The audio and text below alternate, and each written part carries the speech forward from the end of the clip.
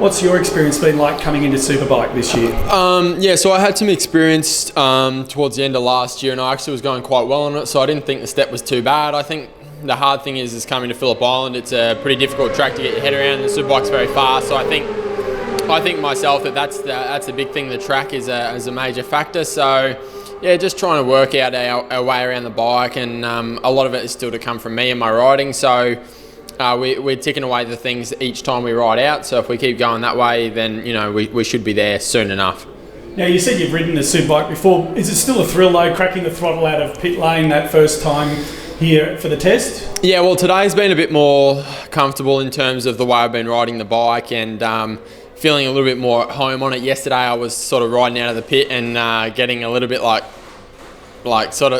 scared but excited, It was quite a confusing feeling, but where today I'm sort of more settled in. So yeah, the power's definitely something on the bike that really makes you wake up, and there's probably nothing quite like it other than riding a Superbike around the island. So it's all part of the fun and the learning, and yeah, hopefully towards the round when that comes, we've got a little bit more of a step forward in the right direction. Now, we're always asking the top guys their goals for the year, and obviously it's a championship.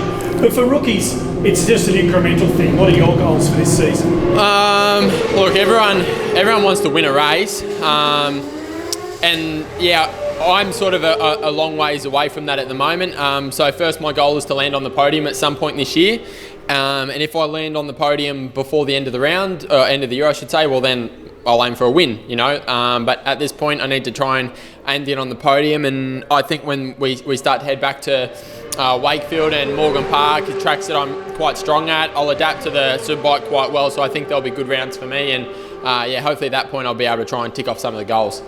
Now, we know you need to be fit to ride a Superbike, but it's probably the first time for a lot of you that physically the bike is quite a handful to ride, more so than anything you've gone on before. Yep. What do you do in terms of training away from the track? I do a bit of gym work and a fair bit of cycling. I love cycling, so I enjoy that, and of course when you enjoy something you do it a little bit more. So yeah, I do a fair bit on the push-in, like I said, a little bit in the gym, but I feel okay on the bike. Like, my strength feels pretty good, and my endurance is good. There's a difference between being strong enough and having enough bike fitness.